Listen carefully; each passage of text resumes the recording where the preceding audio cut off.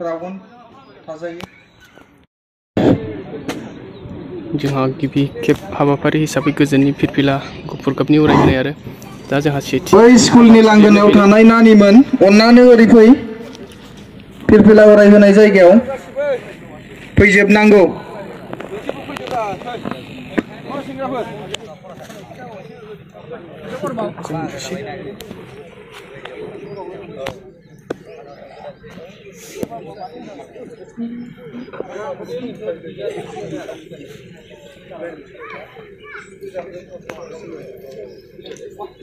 नैबे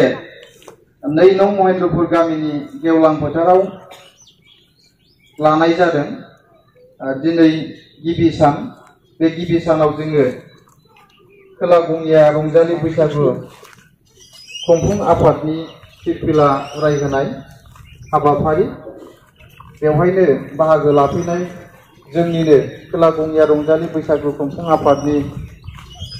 मानगोनां अरायथा आफादगिरि डक्टर बसुमतारी सार लेङाइ आफादगिरि रैमालु बर' सार आरो मानगोनां एडभाइजार सारमोन आरो बेवहायनो बाहागो लाफैनो हादों जोंहा गंगिया दुलाराय दालाइसा बर' फरायसा आफादनि गाहाय नेहाथारि मानगोनां गाहाय नेहाथारि बिथां आरो बेवहायनो बाहागो लाफैबावनो हादों जोंनि खोला गंगिया रंजालि बैसाग खोला गंगिया बिसिडिसिनि मासिगिरि मानव गिदिर मनिराम नार्जारी सार आरो बेवहायनो बाहागो लाफैबावनो हादों जोंहा बे सानथामनि हाबाफारिखौ मावफुंनो थाखाय दाजानानै होजानाय आरसिनि मासिगिरि बिथां भाइस चेयारमेन बिथां आरो कनभेनर जइन्ट कनभेनर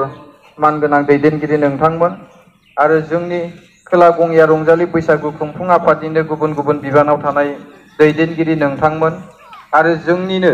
खोला गंगिया रंजालि बैसागु खुंफुं आफादनि सिङाव थानाय मोनफ्रोमबो गामिनि मानगोनां गावबुराफोरजों लोगोसे मानगोनां साननो हनो गोरों रायजो राजाफोर गोदान बोसोरनि बैसोआव आंनिफ्राय देरसिनफोरनो आंनि सिबिनाय खुलुमनायखौ जासिबाय आरो बैसोआव आंनिफ्राय दुइसिनफोरनो आंनि अननाय मोजां मोननायखौ बयनिसिमबो जासिहरबाय जोंहा बे फिरफिला उरायहोनाय हाबाफारि बेखौहाय जोंनिनो खोला गंगिया रंजालि बैसागु खुंफुं आफादनि आफादगिरि मानव गिदिर डक्टर बसुमतारी सारखौहाय फिरफिलाखौ उरायहोनो थाखाय आङो गुरै खावलायदों लेङाइ आफादगिरि सारखौ थांफानो थाखाय गुरै खावलायहरबाय स्ल'गान होनांगोन रायजोफोर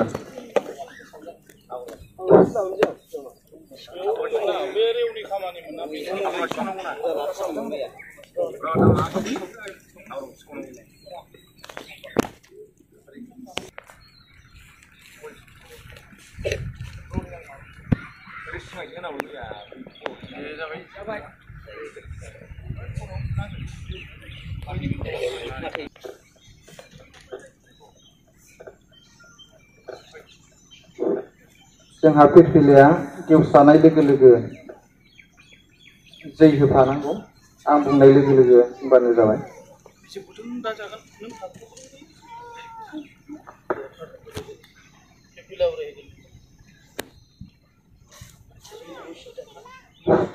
खोला गंगिया रंजालि बैसागु खुंफुं आफाद थांनानै थाथों खोला गंगिया रंजालि बैसागु खुंफुं आफाद जिउ लावथों खोला गंगिया रंजालि बैसागु खुंफुं आफाद जिउ लावथों खोला गंगिया रंजालि बैसागु खुंफुं आफाद थांनानै थाथों जय बर' हारिनि जय बर' हारिनि जय बर' हारिनि थेंक इउ दा लानानै बे खोला गंगिया रंजालि बैसागु खुंफुं आफादा बोसोरफ्रोमबो फालिबोबाय थादों बेनि सायावनो गुवारै बिबुंथि लाखिनो थाखाय जोंनिनो खोला गंगिया रंजालि बैसागु खुंफुं आफादनि अरायथा आफादगिरि मानव गिदिर डक्टर बसुमतारी सारखौ फंनैसोबाबो खेंफोरथि होनो थाखाय आङो गुरै खावलायबाय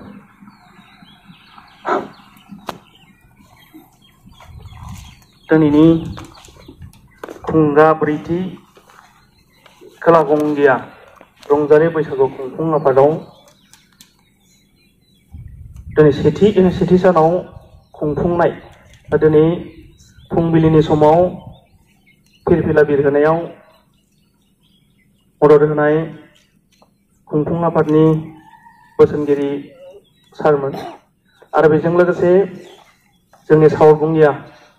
BCDC नि मानगोनां चेयारमेन सार आरो बेजों लोगोसे गंगिया इउनिट एबसुनि मानगोनां नेहाथारि सार आरो बेजों लोगोसे आंनिनो खुंफुं आफादनि साफ्रोम बिबानगिरि सारमोननिसिम आंजों मदद होफानायनि थाखाय रोजा रोजा साबायखर थाबाय। दा जोङो बे सेथि सानाव जों मानि थाखाय गुफुर फिरफिलाखौ बिरहोयो बेनि सोमोन्दै आंखौ फंनैसो बुंनो थिननायलाय आङो बे गुफुर फिरफिलानि बिरहोनायनि सोमोन्दै फंनैसो बुंनो आवगायबाय। दा जोङो सानथामनि हाबाफारि लादों जे नैबे खोला गंगिया रंजालि बैसागु खुंफुंनो थाखाय। दा बेवहाय बर'नि मोनसे बैसागु फोरबोआ बर'नि मोनसे कालचार हिसाबै जाथिनि मोनसे कालचार हिसाबै दिनै जोङो गोथार मोनसे निस्थार खालामनो थाखाय जोङो नैबे गुफुर फिरफिलाखौ बिरहोनाय जायो आरो बेजों लोगोसे जोंनि नैबे सानथामनि हाबाफारि लानाया जे मोजाङै मोजां दैदेनलांनो हायो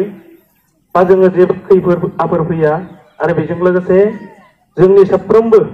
नैबे खोला गंगिया बा गासैबो बर' हारिखौनो जे सान्थि लाखियो बेनि थाखाय बे फिरफिलाखौ बिरहोनाय जादों। आङो एसेबां मानि गोलावखौ बुंला, आं एसेखिनिखौनो बुंनानै आंनि सुंद' बिबुंथिखौ बेयावनो दोनथ'बाय। एसेनोसै। बे समावहाय जोंनि अरायथा आफादगिरि सारा फिरफिलानि उरायहोनायनि सोमोन्दै बुंलांबाय। जोङो गमामायै मिथिबाय मानि थाखाय बिरहोदों। साफ्रोमबो मानगोनां रायजो राजाफोर, दैदेनगिरि नोंथांमोन, फंबाय बिनानावमोनहा बाहागो लाफैनानै दिनै जोङो फिरफिलानि माखासे ओंथिफोरखौबो जोंनिनो मानगोनां आफादगिरिया गुवारै बेखेवनानै होलांबाय। बिनि थाखाय आफादनिफ्राय रोजा रोजा साबायखर थाबाय।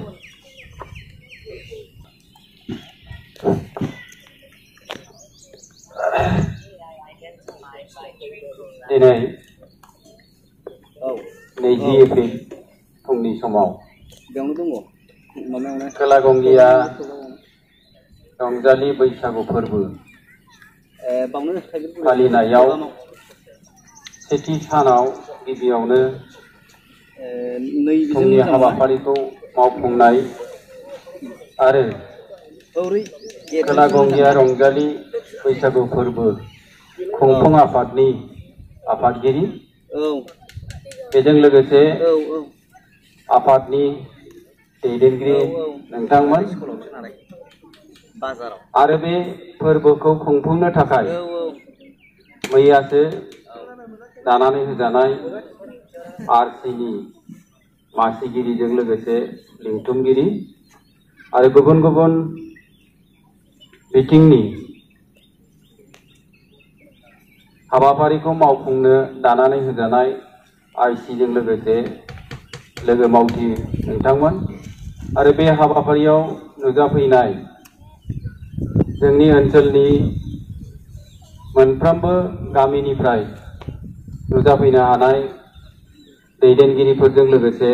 गावबुरा आरो सेंग्रा सिख्ला गथ' गथाय नोंथांमोन। बे समाव गुबै बाथ्राखौ आगुनि बिबुंथिगिरि बिथाङा बुंलांबाय। आङो बेखौल' बुंगोन जे जोङो बे ओनसोलाव बैसागु फोरबोखौ मानो फालिनो गोनां जादों आरो बे फालिनाया देग्लायजों 4थि बोसोर जाबाय। गिबि समाव जों सानदोंमोन जे रंजानाय बाजानाय मेथाइ खननाया हारिमुनि मोनसे एंगारनो हायै अंग आरो बे अंगखौ जोङो लासै लासै जौगाखांहोनोब्ला जोंनि गेजेराव जे बर'फोरनि गुबै फोरबो बे फोरबोजों लोब्बा लाखिनानै फैबाय थानाय आथालखौ जों थुलुंगाखांहोनो असिलायै बे हाबाफारिखौ मावफुंबोदों। दा जों नुबोबाय गिबि बोसोराव खुंनायाव जेरोखोम खुंबोदोंमोन बिनिख्रुइ नैथि बोसोर थामथि बोसोर आरो देग्लाय निश्चय साबसिन जागोन आरो बे साबसिननि गेजेरजों जोङो मिथिनो हागोन जे जोंनि ओनसोलावबो जे मेथाइ खननाय रंजानाय मिनिनाय फाव फेसन बेखौ एसेबाबो दिन्थिनो खाबु मोनदों आरो सोलोंनानै लानो खाबु मोनदों। दा बेखायनो बेखिनियाव आं मोनसे खावलायनो नागिरबावदों जे जोङो हारिमुखौ बबे समाव जों सोलोंनांगौ आरो मानो सोलोंनांगौ आरो बेखौ सोलोंनायनि समखौ जों माबोरै दिहुननो। जों नुयो जोंनि सोलोंथाइ लाग्रा फरायसा फरायसुलि बिथांमोना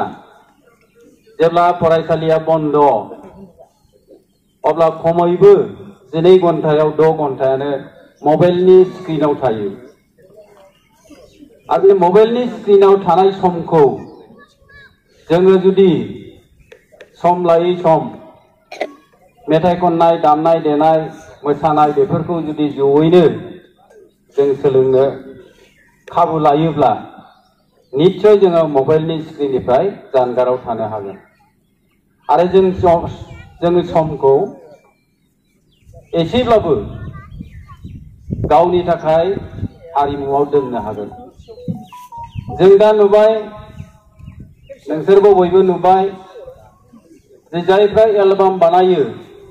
आरो जायखौ जों एलबाम बानायनो फिल्म बानायनो शर्ट फिल्म बानायनो लिंनानै लायनांगौ जायो। दा बेबादि मानसि जोंनि गेजेराव सासेबो नुजाथिथ'वाखै। जोङो हारिमुनि गेजेरजोंबो जों जोंनि जिउ दिङाखौ दैदेननायनि खाबु दंसै।